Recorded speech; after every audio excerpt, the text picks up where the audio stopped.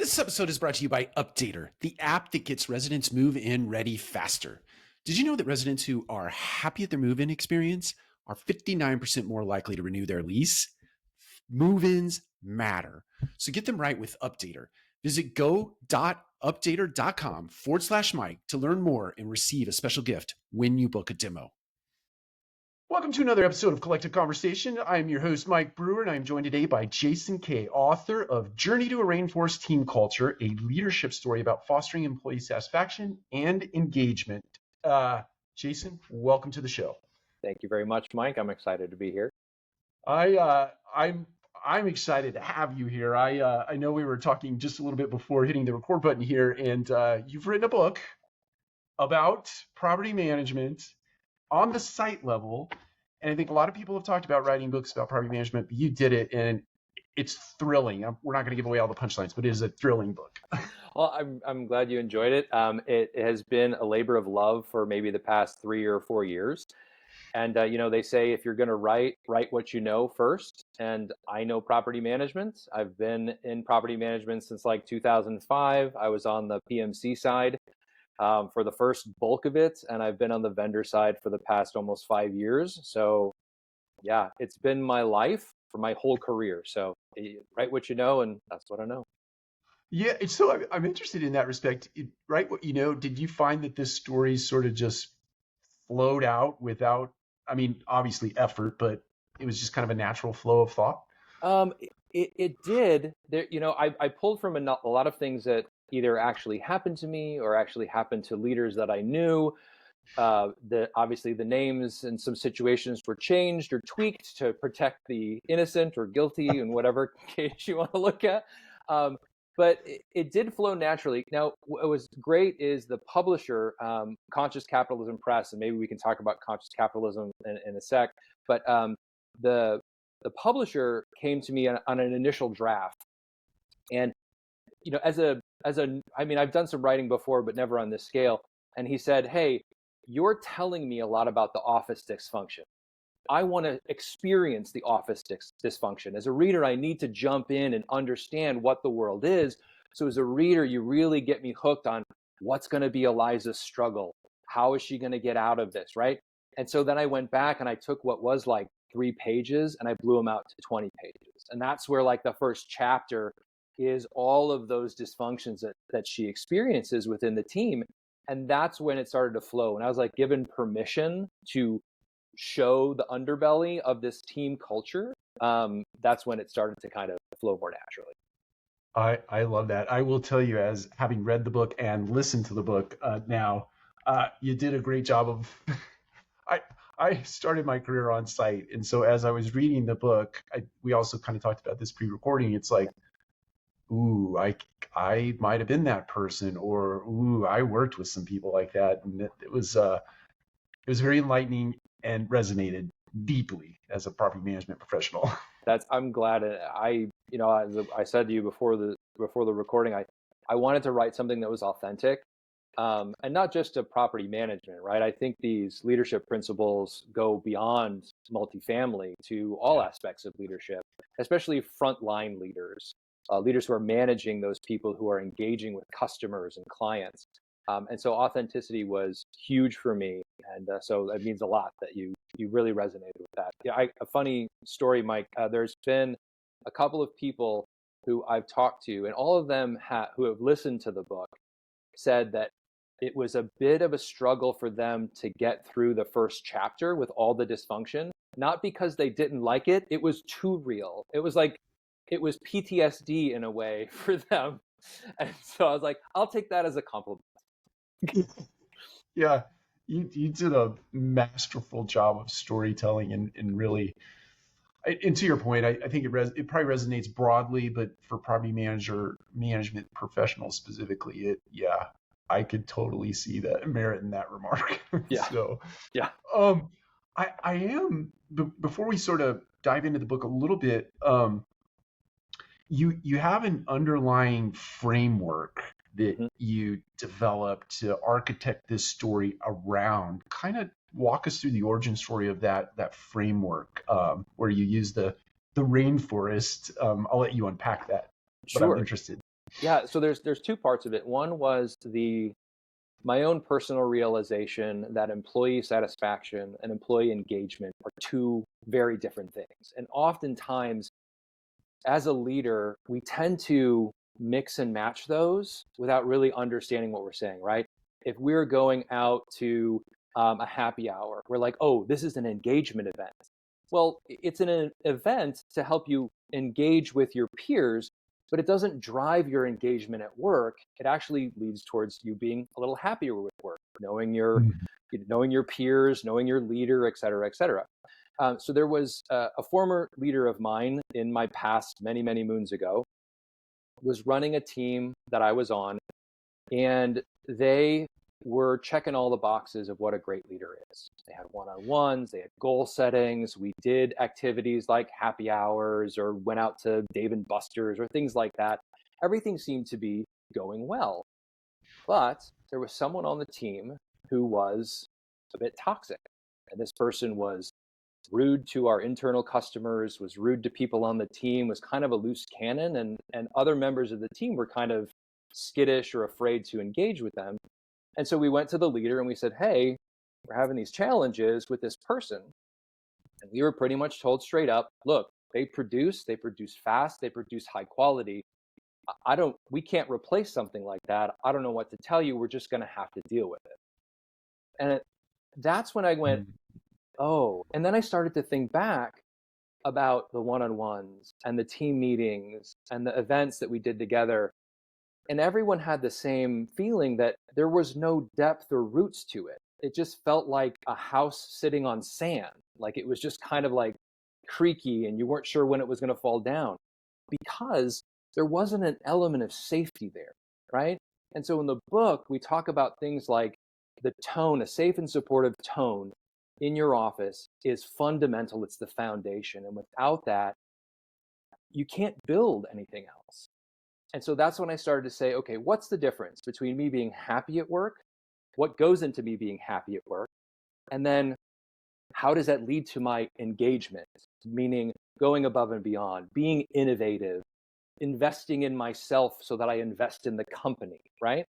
So I was trying to look for a framework to figure this out. And I was reading an article about our environment and all the things that are going on with it, right? There's a lot of discrepancy about the environment changing and whatnot. And I came across this graph that's in the book, and it shows all of Earth's terrestrial ecosystems. And on the horizontal axis, it had rainfall, and on the other axis, it had on the horizontal it had temperature, and on the other one it had rainfall. And what was fascinating was there are no ecosystems that have high amounts of rainfall but low temperatures. So in order to have rainfall, you must first start to increase temperature, right? But there are ecosystems that have high levels of temperature and no rain, like a desert. And something clicked in my brain and I was like, well, this is satisfaction and engagement. Because you can't have engagement without satisfaction, but you can have satisfaction without engagement. You can have people who show up, they're happy to be there, they love the people they work with, they're happy with what they get paid, they've got tools and resources, all the good stuff, but they're not going to be innovative. They're not going to invest. They don't care about growing with the company or growing the company itself. And so that's when it started to click. And of course, everybody loves a good acronym. So that's where the acronyms of TEMP and RAIN came in and breaking down those pillars of each one. So those were the two kind of things that led to that forming. I love a good acronym to your point Yep. because when I don't know if this is true for everybody, but when I read a book, I always write in it. And when there's a good acronym to follow, in other words, chapter headings that have these, it helps me recall the content a little bit more. And if you read a lot, you start to mix things up. But I love the framework a lot. So, and to your point about writing things in the book, Mike, that's for me two things. I wanted to make the book enjoyable and entertaining, right? I'm a storyteller. I've been a storyteller my whole life. I like a lot of leadership books, but sometimes they can get a little dry in how they present their Sure. material. So I wanted to do something that was entertaining and enjoyable, but also something that you could apply immediately. And that's why those call to action sections at the end were a must have for me. Like for folks like yourself who want to write things down, like these are reflective questions. Write down, self analyze, do some work. That's it's I like to think of it as doing the reps, right, or being a practitioner of, and to the extent that you can do that right on the heels of when you read a chapter and you have the good calls to action at the end or the reflection at the end and you actually do the exercise. A lot of people just blow past that stuff. They Yeah, don't even read it, or if they read it, they just read it and move on to the next chapter. But if right. you, for whatever it's worth, the people out there watching, listening, doing those exercises helps you imbue that material rather in your mind, and then that imbuement turns into action at some point. Whether you're thinking about it or not, you sort of start to play out these lessons in your life and in your career. Yeah, there's a woman who I've been communicating with who is working on this with herself and her team, and one of her requirements for doing this with her team is we have to be honest. Like when we go through this call to action section, we have to be honest with ourselves. And this is an opportunity for you to do that, right? The book is yours, it's private, you can write it down, you don't have to share it. Be as honest with yourself as you can. That's exactly right. So let's do this. I don't want to give away the punchlines or too many of the punchlines in the Okay. book, but Okay. for you as or unless you want to, I'm going to leave all of this up to you, but Okay. I would love for you to sort of thumbnail sketch, walk us through the journey of Eliza in this story, and maybe some of the one or two of the key lessons that someone would take out of this book and be able to make application of. But let's do that in your own form and Okay. fashion. Okay. So in the book, Eliza Hawkins is a fairly experienced property manager. She's been doing this for about 10 years. And it was important for her to have some level of experience because I thought a brand new manager, um, it would be too much of a hill to overcome potentially with a culture as toxic as I was planning on making it to show the advancements. Um, so she comes in, she's at a brand new company, just got this job, biggest asset that she's ever managed, close to 800 units.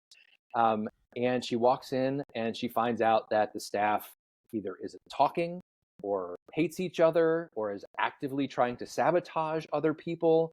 Um, and very quickly realizes that this is one of the hardest challenges as a leader that she's ever had to face. And so she turns to her friend and mentor, who used to be her regional at her prior company, and is just like, man, this is tough. What do I do?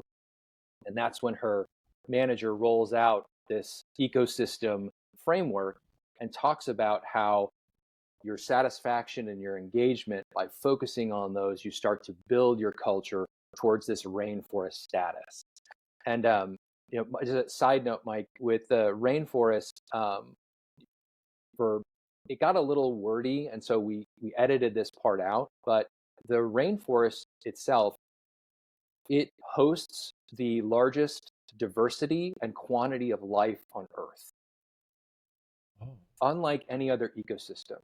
And so really the message when you dig in, like the deeper layers, is when you have a rainforest team culture, your culture will attract and support larger numbers of people and larger numbers of diversity of people.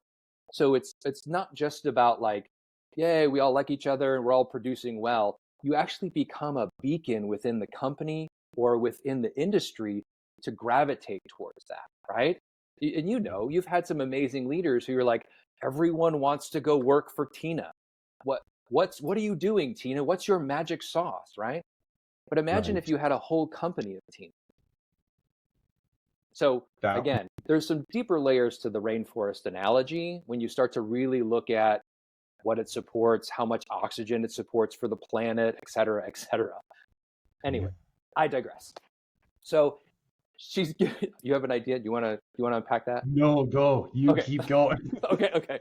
Um, So then she starts to work through these pillars individually. And, it starts,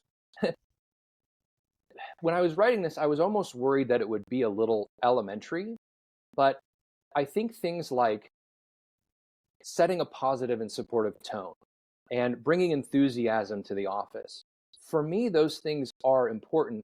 And no one is ever taught as a leader how to do that. It's never put into a framework. Like, you kind of know you should, but no one ever tells you what's important about it, why it's going to help you in the long run build a more engaged culture. And so having some of these first steps was important. And it also kind of eases her, Eliza, into this transition. She's had good cultures before. She's, kind of shot from the hip in regards to what she was doing. But this was like, oh, no, I need to get strategic and be intentional about how I'm going to move the needle on this. So, and then we just move through each one of those pillars within satisfaction and engagement. At the end, again, there's a call to action section that helps you jot down your own feelings, your own thoughts, your own actions that you want to take. And it challenges you in some of them, right? It asks you specifically, who on your team is promoting a positive team culture? Who is not? Why are they not? When can you talk with them, right? It's very direct in the way it wants you to assess your situation. And it gives you an opportunity. So even if you've got an amazing culture already, it's going to help you take it even further to the next level. Yeah, I think to that point, I'll speak from my own experience in going through the book. It's even if you have, to your point, a good set of disciplines, systems, and routines in your organization, everything is subject to all the time ongoing, right? And to revisit what seems, you might say, simple but not easy, right? Yeah. Simple concepts but not easily administered or executed, to revisit them on an ongoing basis, to refresh, right? There were things in this book that made me think, oh, to the point, I know I shared this with you pre-recording, we're reading the book in our company, in our book club, for the precise reason of teasing some of this stuff out and sort of reimagining the way that we do business on an ongoing basis. And to your point about going back and referencing Mike, as leaders, we aren't given a holistic framework on what it means to build a team culture. So we're given things like, hey, go take this how to set goals class. Go take this how to resolve conflict class, right? We're given these siloed slivers. And what, for me, is the biggest assist to leaders with this book is you can fit all of those other leadership classes and slot them in the different pillars of satisfaction and engagement. So this isn't something that goes against other leadership trainings. It actually helps you understand where they fit, why they're important, how they can impact, and how you can build on it. And so for me, I don't know about you, so I'll speak for myself, but when I first became a leader, I had a mentor who taught me how to pull some reporting, do some metrics, and navigate some tech. I didn't get anything with people, nothing. And I had to fall down a lot. And there were a lot of nights, a lot of tears on my part and my employees' part as I learned how to get to be a better leader. And if this book can shortcut that, if it can save a few tears for employees, then that it's done its job. And when you do establish that great culture and you do get distracted by life and work and owners and reports, and you say, man, my culture is suffering right now. What's going on? Go back to the 8 pillars and go, how's my tone? How's my enthusiasm? How's my motivation? How's my pay? How's my reason? Autonomy, innovation, and nurture. And which one am I ignoring? And then go focus on it. It's like, I was going to say, this book is like a compass.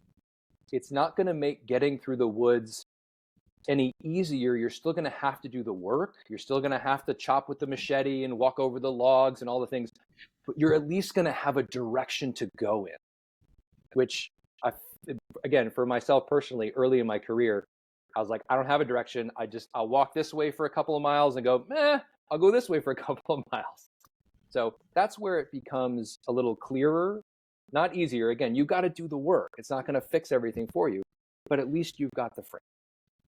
Yeah, I think you're so spot on with, I think back to when I first became a property manager and my regional handed me the keys and said, "Hey, I've got 75 other fires to put out. Good luck."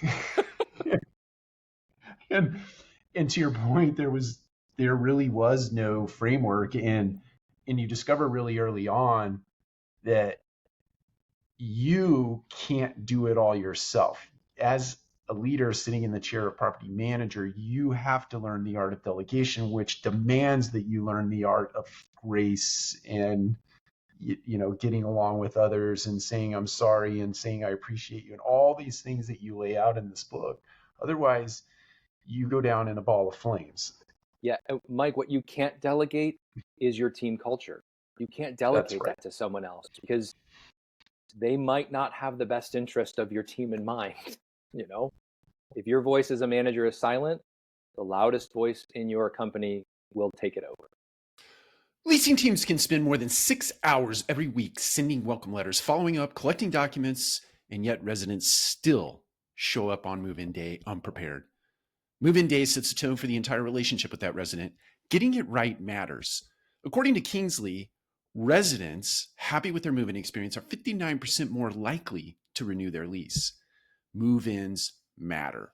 Jenna Miller, the Senior Director of Marketing and Customer Experience at Bozzuto, says Updater has been instrumental in helping them remove friction from the move-in process. They rely on Updater to save leasing teams valuable time and create a consistent and branded move-in experience across the entire portfolio. To see Updater in action, visit go.updater.com/Mike. As a thank you to my listeners, Updater is offering a special gift when you book a demo. Move-ins matter. Get them right. So what piece of advice would you give to a property manager, obviously based on your book and the framework that you lay out? Yeah. Okay, where should I start? What is the first thing, if I've got a culture that needs a little bit of work, what is the first thing you would advise a property manager to focus on? Well, I think it was Sound of Music. We'll start at the very beginning. It's a very good place to start. I think with that foundation, with the tone, is your office a place where people feel free to speak up, to share ideas? Are you someone who sets that positive and supportive tone? Are there people who threaten that tone? Because in my experience, if there isn't that psychological safety in your office, it makes it very difficult to do any of the other things. So I would say it's chapter 2 in the book, but the first pillar, tone, make sure it's a safe environment. I love that you use the word psychologically safe. But I don't want to presuppose that people listening and or viewing this right now understand what psychological safe space is. So unpack that for us, because I think it's incredibly important. Yeah. So for me, a psychologically safe office is one where people feel heard. They feel that their voice matters, that if they have questions or objections or ideas, that they're not silenced. They feel like on equal footing as far as input with everyone else in the office. Their ability to share, for me, that's psychological safety. And that if they ask it, there's no like punishment or repercussions down the line, right? We've had those situations where it was like, well, tell me what you think. You're like, well, I think this. And then 3 months later, you're like, oh, my leader got mad at me and went and told everyone at corporate that this is what I thought, and that's why I'm not getting a promotion. Right. Right. Yeah. So it's that's real. Right. It's 100%. To your point, you provide that space, you gather this information that is sacred in some cases, and you need to guard that and handle that with care, and not not use it against people, because that's a good way to rip your culture right in half. Yeah. Well, and you know what, too, Mike, thinking about tone, and it's not just about the way that you talk about and treat each other in the office. How are you talking about and treating your vendors? How are you talking about and Yes. treating your residents? And again, in my experience, I haven't been on the PMC side for almost 5 years, so I don't know if this has changed, but there are leaders who are very negative about their residents. And I get it. Residents can be a lot, totally understand. But if you're trying to be a more conscious leader and develop this culture, what message are you sending if you are constantly putting down or villainizing your residents? And again, I get it. I've lived that life. I've been on site. I've had the meetings. I understand. But there's also, you're in a leadership position for a reason. How do you digest that, process it without verbally processing it to your team, and thus creating a more toxic environment, or potentially a more toxic environment? That's right. What recommendations would you give someone to sort of mitigate that if you do uh, find out that you're the kind of person that just has this sort of negative air about you, or you're speaking what do you recommend people do to sort of, I guess, hedge for that or correct it? I'd find someone who's trusted, who's a peer or a friend outside, right? Like if you're friends with you're a property manager, and maybe you're really great friends with your leasing agent, that's great. Maybe don't gripe about work to them. Maybe gripe about it to another manager who can identify, and maybe also frame it as such. Hey, I need to gripe about something to get it off of my mind. Will you listen for Yeah. 5 minutes? Sure. And then they know in the context, right? Because we've all met people who kind of are constant complainers. And naturally, you kind of go, I don't know that I want to, like you see them at the company picnic and you're like, I don't want to hang out with you. Because it's not under the context of, hey, Mike, something just happened and I just need to unload for a minute. Are you cool to listen? Okay, great. Thanks. I'm better now. And you move on. I think that's great advice. Because everybody needs that pressure relief valve, Totally. right? Or Totally. release valve. You got to get that stuff off You your can't chest. And ball up your stress.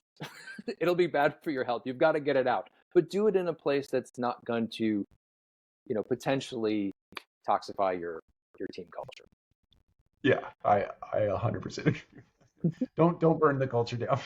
Right. Um, let's I want to the extent that you're comfortable doing this, Yeah. I have to imagine, um, what I started smiling about earlier was the sort of deeper rainforest culture aspect that you carved out of the book. Could there be a part two, like a second book that sort of unpacks that at a deeper level? There could. And honestly, when I'm thinking about things like doing speaking engagements at leadership conferences, or, working on some sort of instructor-led training that's maybe a workshop, or, half a day, full day, something like that, that'll definitely be a part of it, because I think it gives Mhm. that gives it a little more weight, right? Because and it's not just multifamily, but everyone's having a problem hiring people, right?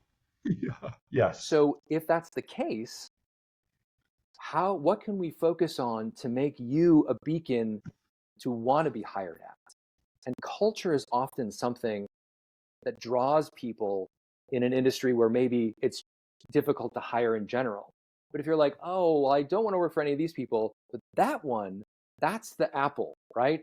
That's the Zappos. That's the Yes. beacon of the industry that people gravitate towards. And that's that rainforest status. So many different creatures, insects, and plants can live in the rainforest more than anywhere else on Earth. And so, why don't you make your company that place? How can we draw the biggest diversity of talent to us?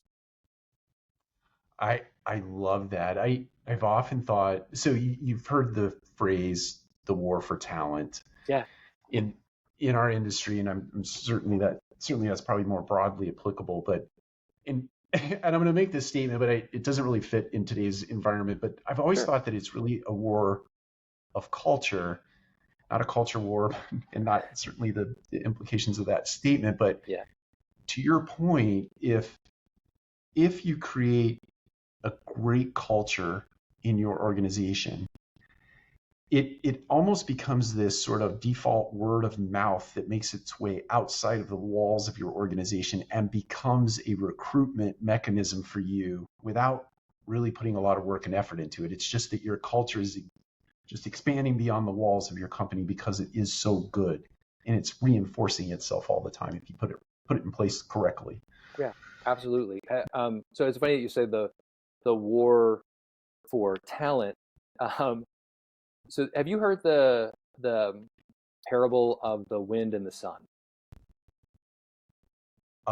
Tell it to me again. There's a Okay. good chance I have, but I don't. It Okay. doesn't come to mind readily. So the wind and the sun were talking one day, and they were talking, and the wind was saying that it was more powerful than the sun because it could do all these things and move all these objects. And they saw a man walking down the street with a coat on, and the wind said, "I'm going to be able to take that man's coat off because I'm so powerful." And the sun said, "Sure, go ahead."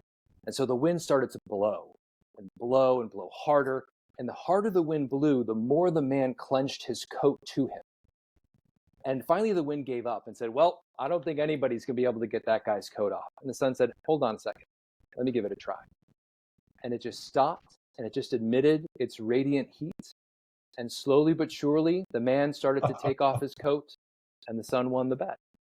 And so I think when we use, as an industry, as a corporate industry, we use items like war on talent.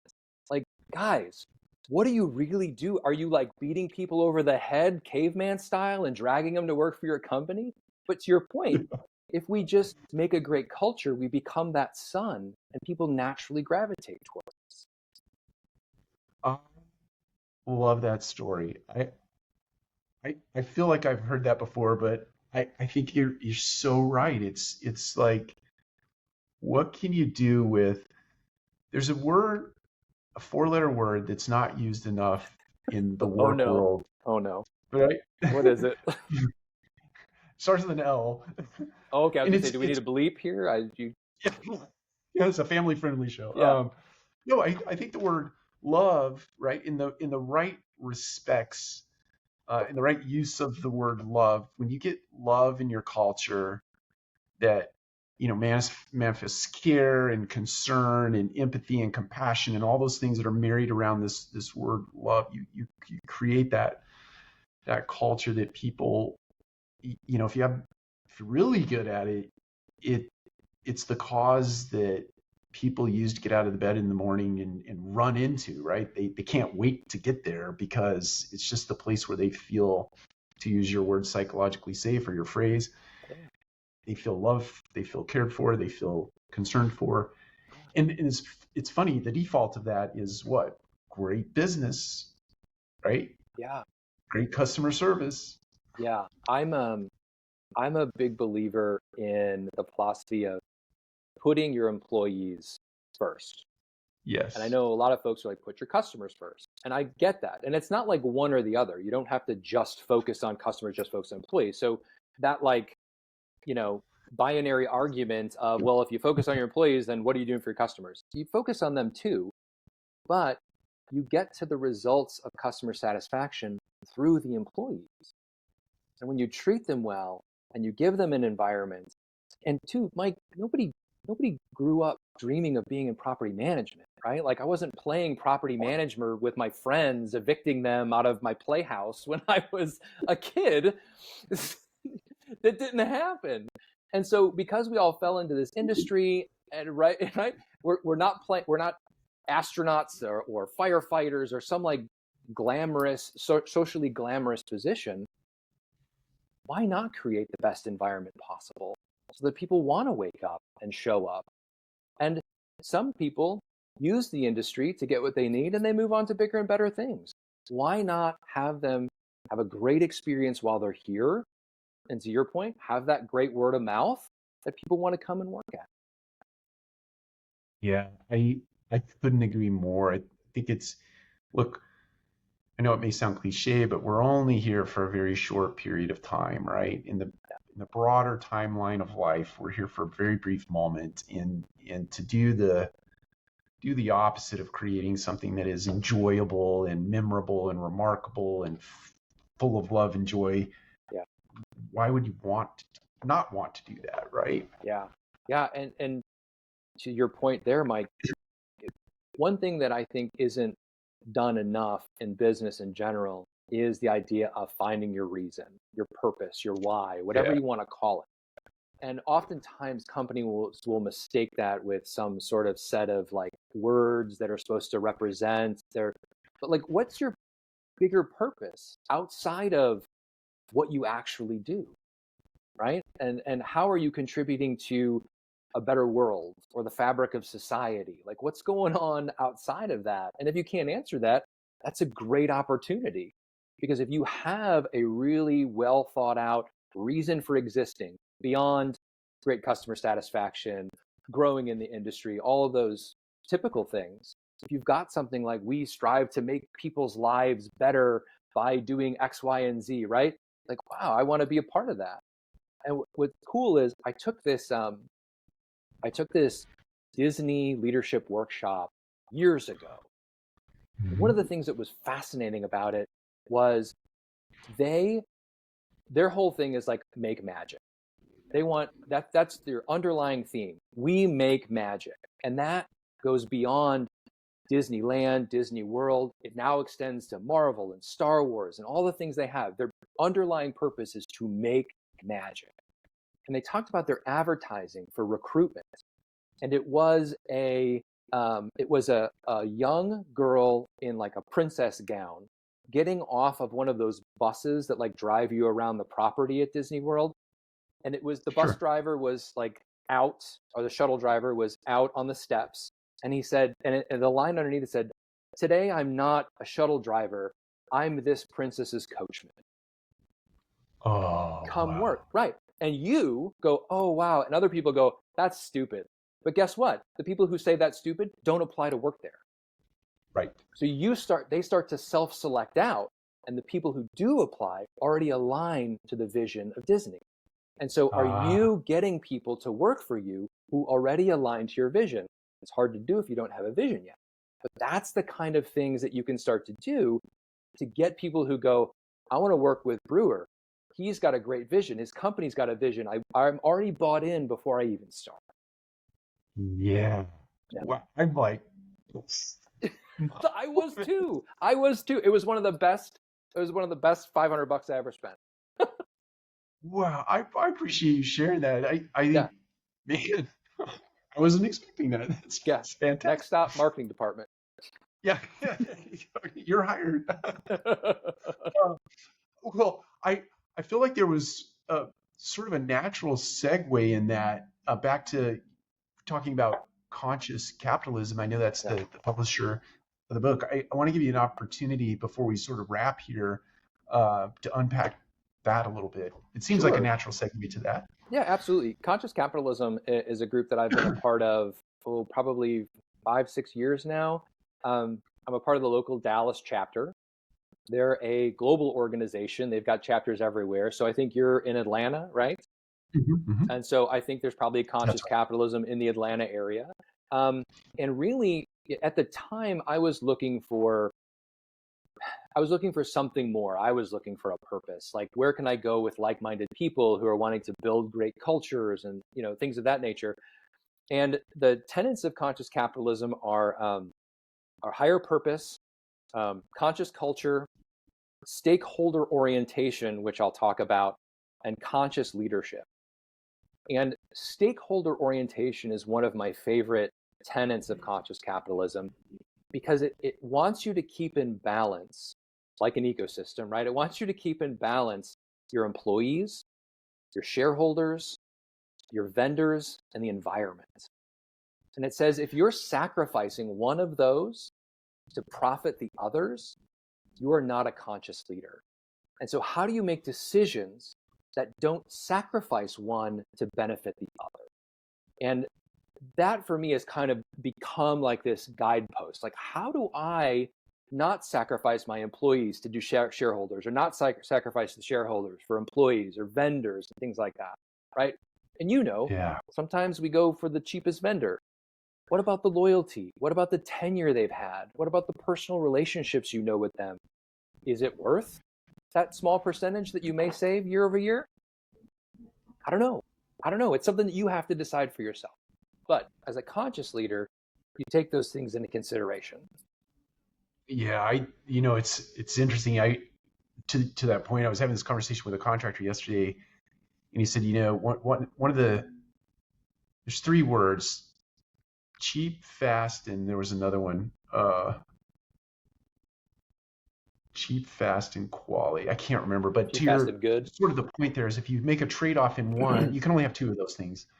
But if you make trade-offs, it manifests itself negatively in the way of something else, right? Yeah. You cheat an employee, then all of a sudden your employee's cheating your customer. You sacrifice the environment, then all of a sudden, the broader masses start to suffer because of the cheating of and it all matters. And I think, to your point, what it brings to mind for me is that everything is about relationship, and you've got to not exit the monetary piece of a conversation. It's important. We all need to survive and make money and do things that bring value to our communities, but it's a bigger, broader conversation. Yeah, and the money part is key, and that's why it's called conscious capitalism. Like, they don't they don't shy away from the fact that, no, you have to make money.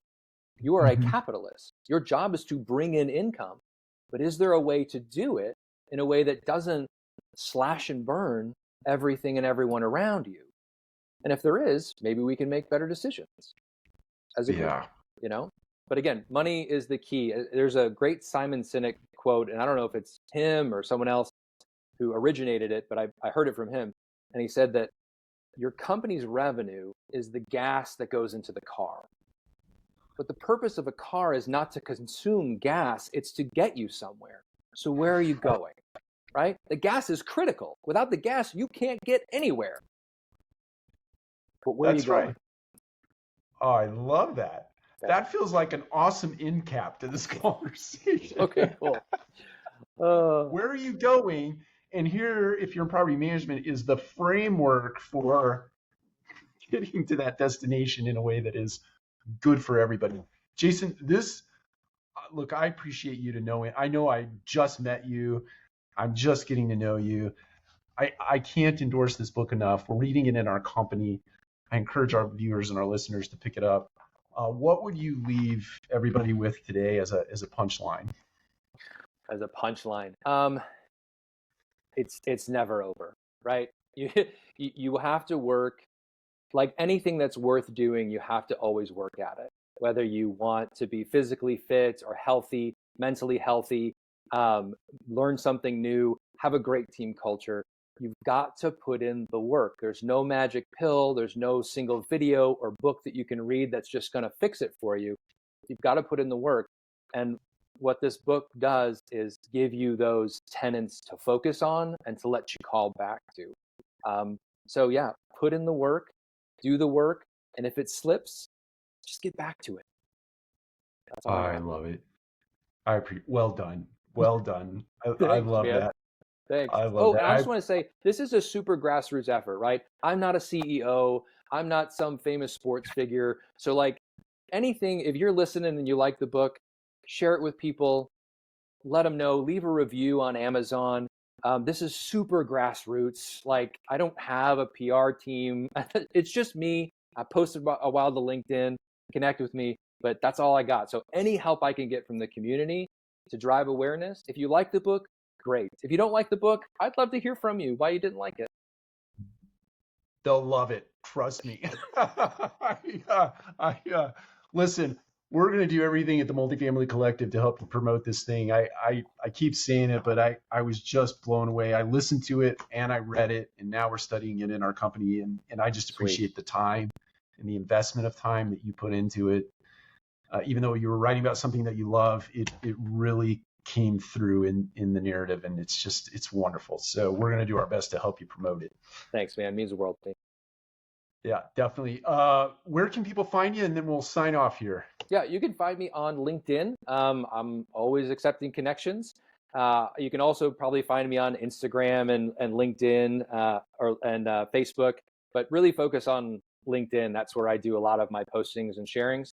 And then the book is available either on my website, which is jasonkae.com, or you can find it on Amazon in paperback, in digital form for Kindle, or the Audible version as well.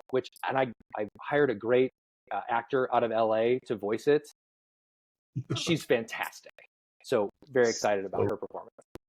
So good. Jason, thank you. It's been a pleasure. We'll link all that stuff up in the show notes. Sweet. And appreciate you as a human, appreciate your effort here. And for everybody else, we'll see you next time on Collective Conversations.